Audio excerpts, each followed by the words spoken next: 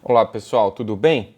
Então, como vocês já sabem, eu sou o professor Myron Marques, sou da área de Física, estou no campus desde 2014 e com a saída da professora Pamela, né, que teve seu contrato finalizado, na dificuldade de contratar outro substituto, é demorado o processo, e aí para vocês não ficarem prejudicados,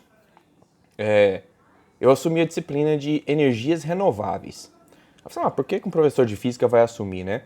Na verdade, é a área mais afim de energias renováveis, né? Afinal de contas, energia ela é abordada inicialmente em física, né? Depois também nas outras áreas, química, biologia e por aí vai. A gente vai ficar junto provavelmente até dezembro, até terminar o trimestre. Então a gente vai ter módulos bem densos no sentido que vão ter muitos encontros no módulo só. Mas eu vou pegar leve, não precisem ficar preocupados, apenas dediquem o mínimo possível para dar certo. Logo eu vou mandar um vídeo, ainda estou organizando o plano de ensino que vai até dezembro. Eu vou mandar um vídeo para vocês explicando como é que vão ser as notas, tá? Hoje eu senti falta de vocês no atendimento síncrono, né? No chat tira dúvidas nosso. Imagino que por parte porque vocês ainda não acessaram o módulo, estão aí enrolados com outras disciplinas, tá? Mas à medida do possível, aproveitem, semana que vem, né? A gente tem mais um chat antes de começar o próximo módulo. É a chance de tirar dúvida. E é isso daí. Contem comigo. Um abraço. Tchau, tchau. Vamos para a aula agora, tá? Estou gravando no celular, vou pro computador. Então vamos falar hoje, né? Eu sou o professor Myron Marques dos Santos, Instituto Federal Goiano Campos Séries. Vamos falar um pouquinho sobre energia hidrelétrica. Nessa primeira parte, vamos abordar alguns aspectos gerais da energia elétrica, tentando levantar um pouquinho da história dessa energia elétrica, tanto no Brasil quanto no mundo. É importante a gente estudar a energia hidrelétrica porque é a principal fonte de energia elétrica que tem no nosso país. A gente vai ver mais adiante que a maioria dos outros países, né, principalmente Europa e Estados Unidos, ainda utilizam muito das termoelétricas. E as termoelétricas não utilizam energia renovável, vocês já viram com a professora Pamela. Elas utilizam da queima de combustíveis fósseis ou de energia nuclear para a produção de energia elétrica. Com um grande contraste ao nosso vizinho aqui no Uruguai, que 100% da energia elétrica que eles utilizam vem de hidrelétricas. Tá? Então vamos lá. Alguns aspectos gerais, né? Essa aqui, ó, é uma foto da usina hidrelétrica de Itaipu. É uma monstra, é uma usina gigantesca que custou aproximadamente 20 bilhões de dólares para ser construída. Ela foi construída num consórcio junto com o Paraguai. Só que grande parte da energia produzida, né, pela usina hidrelétrica de Itaipu vem para a gente, né, não fica no Paraguai. Tem uma parcela dessa energia que vai para o Paraguai. É a principal fonte de energia, né, do sistema elétrico brasileiro, fonte de energia elétrica, tá? Se a gente falar de energia num aspecto muito geral, a gente tem que ver que os carros utilizam energia fóssil, né?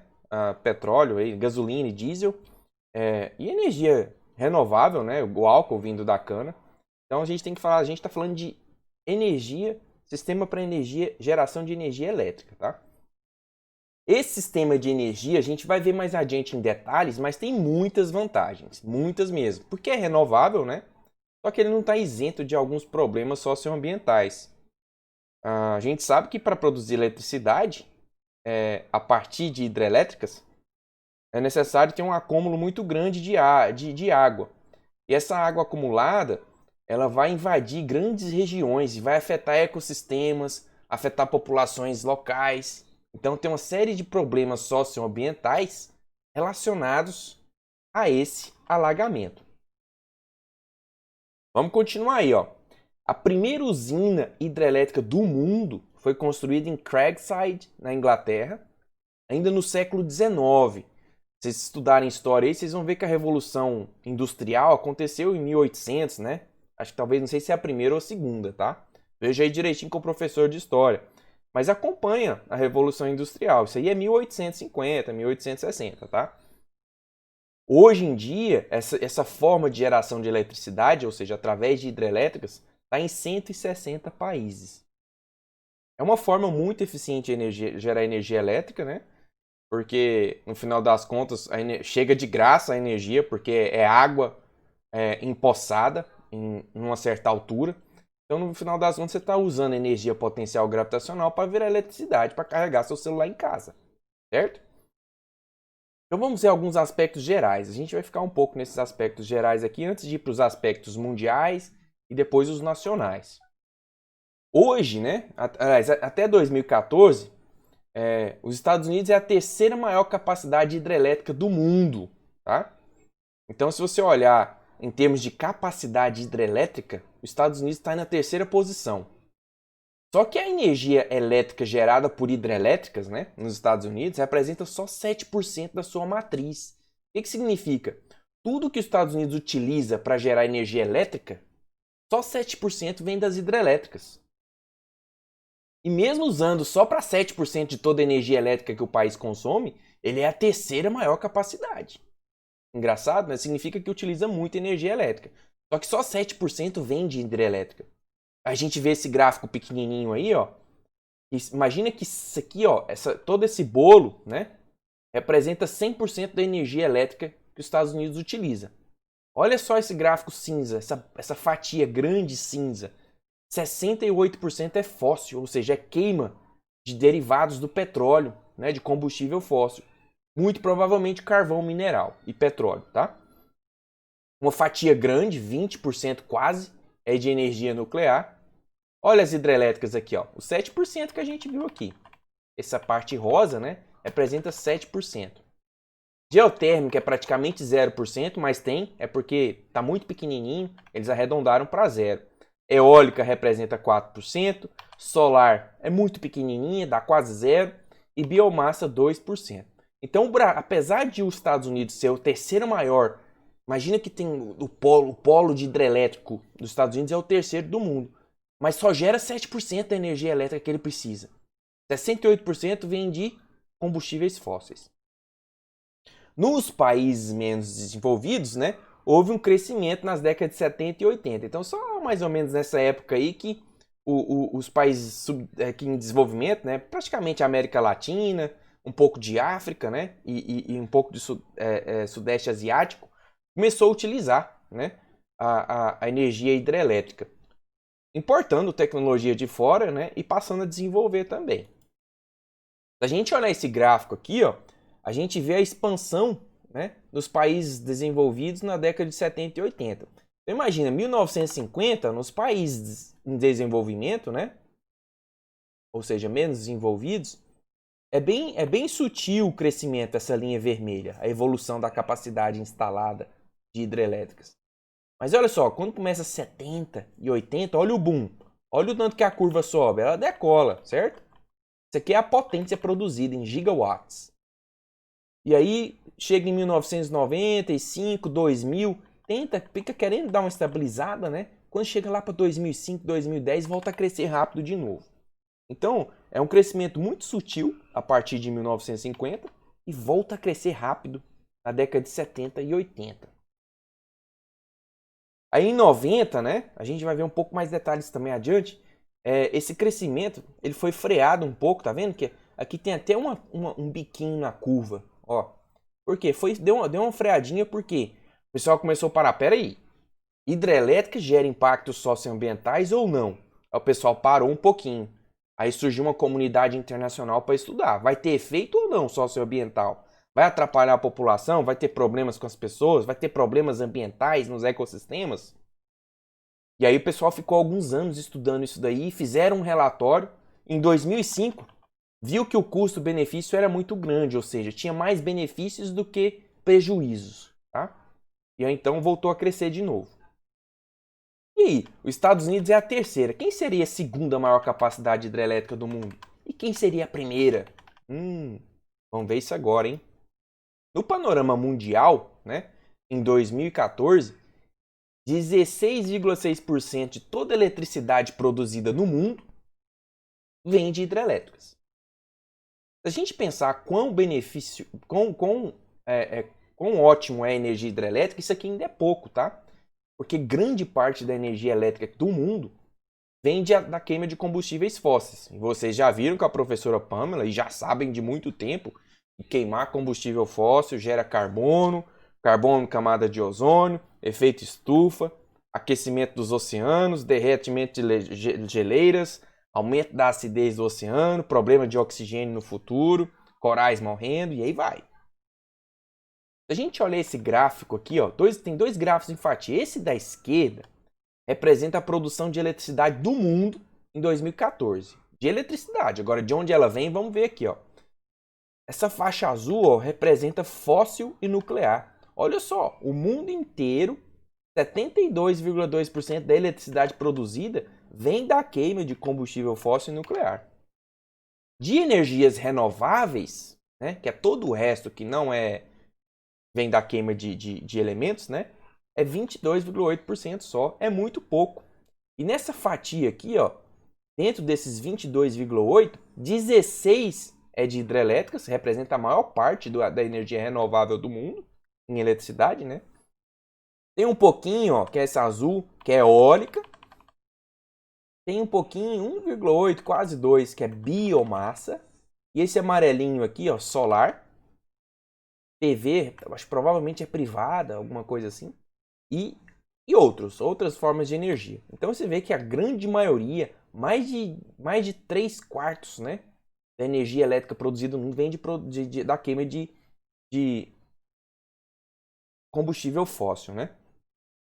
Aqui agora a gente vai ver um gráfico da capacidade hidrelétrica nos principais países em 2014. Lembra que a gente viu que os Estados Unidos estavam em terceiro lugar? Tá aqui, ó. Primeiro lugar, o tamanho desse predinho aqui. A China sozinha produz em eletricidade 280 gigawatts de potência. É muita coisa. O Brasil, que está no segundo lugar no mundo, a gente está no segundo lugar. 89 gigawatts.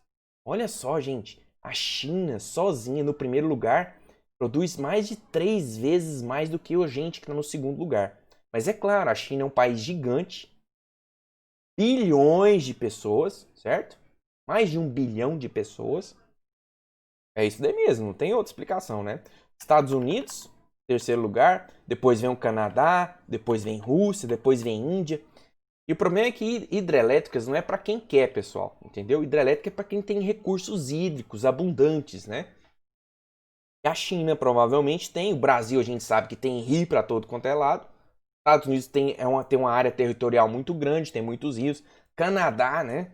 Acho que é o primeiro lugar do mundo em água potável, depois do Brasil, segundo lugar, não sei. Rússia, gigantesca, Índia, gigante. Então esses países têm muito recurso hídrico, né? E tem as políticas de investimento em hidrelétricas. Embora elas são discretas, né? Se a gente olhar no cenário mundial, 22,8% é renovável. E dentro dessas renováveis, 16% são hidrelétricas. Vamos continuar aí, continuando nesse panorama mundial, tá?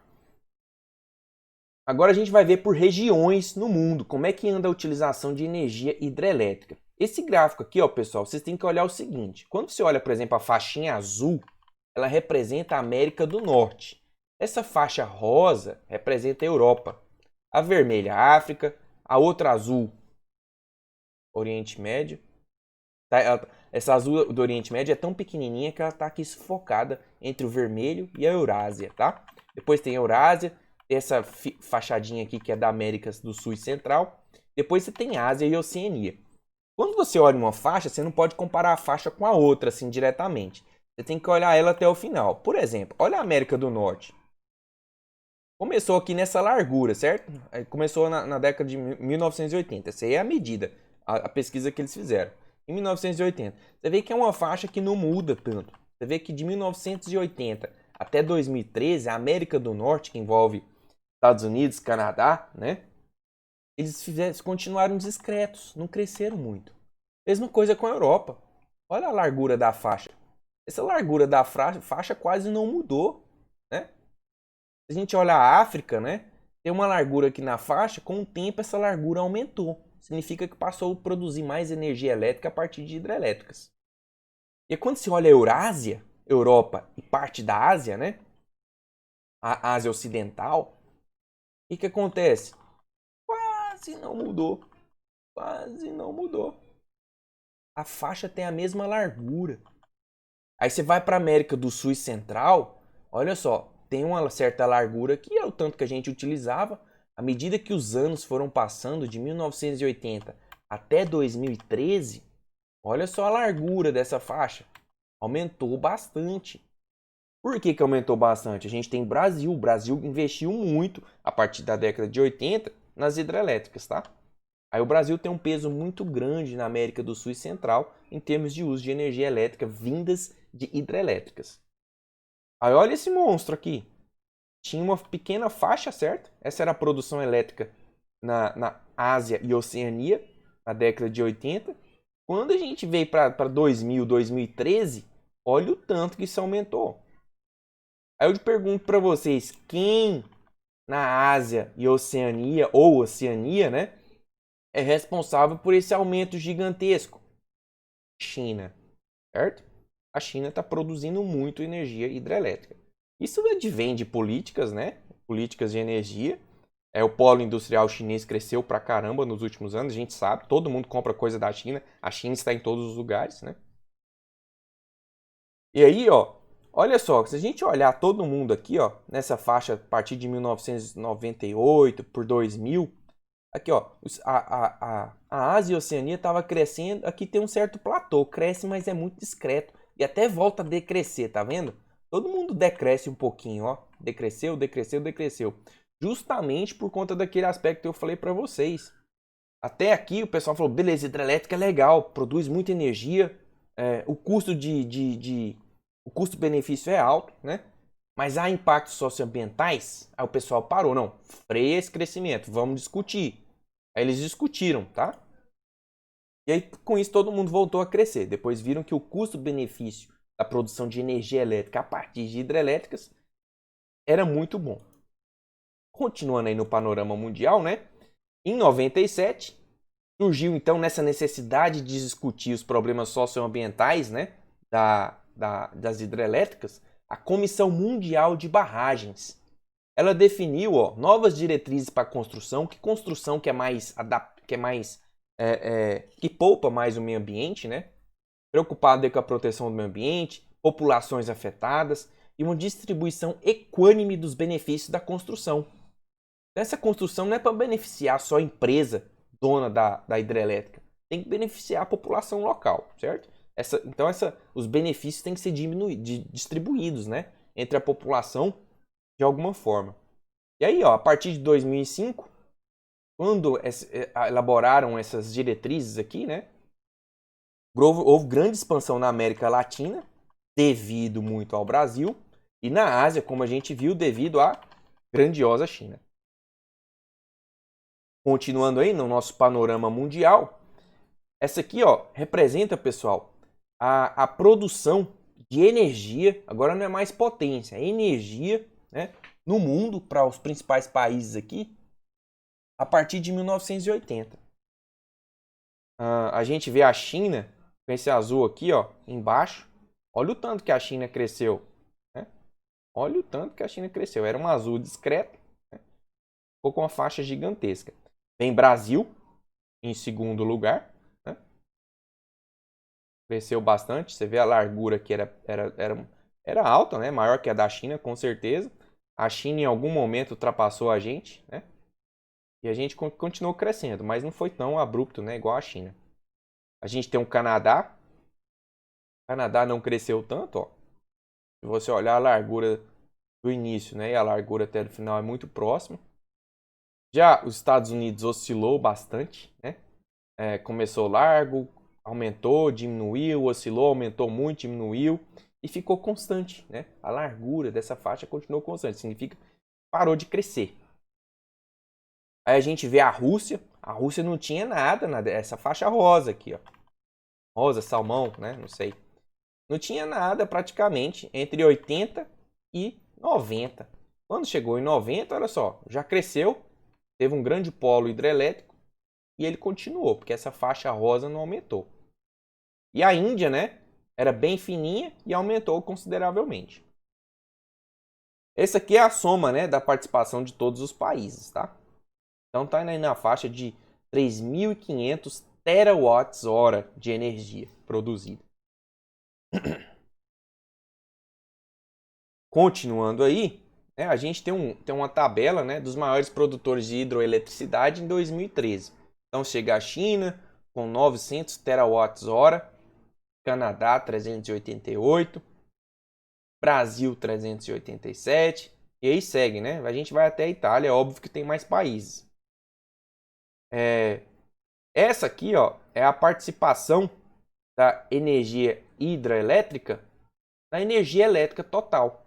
Então a China, só 17% da energia elétrica é produzida por hidrelétricas. Apesar de ser a primeira, todo esse arsenal hidrelétrico que eles têm só representa 17% da energia elétrica deles. Então imagina o quanto eles não precisariam ter mais para alimentar, sei lá, 90% da energia elétrica deles. O Canadá, ele tá em segundo lugar aqui. Ah, isso aqui é 2013, né? Então a gente estava em terceiro lugar, a gente estava atrás do Canadá, depois a gente passou. Em 2013 o Canadá, ó, era o segundo lugar e ele representava 61%. Olha só, o Canadá, toda energia, 61% de toda a energia elétrica produzida no país vinha de hidrelétricas. Provavelmente o restante de energia nuclear ou da queima de combustíveis fósseis. Brasil, né?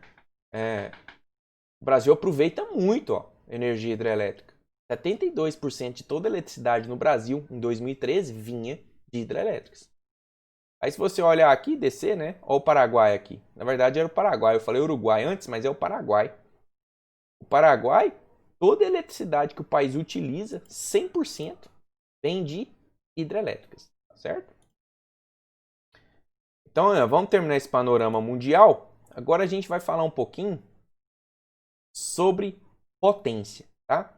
Mas eu vou gravar num vídeo separado para vocês descansarem um pouquinho e continuar. Assista bastante esse vídeo, né? Que a gente gravou agora. Assista com calma, assiste várias vezes, ele ficou curtinho para você entender e fazer as atividades depois. Até breve.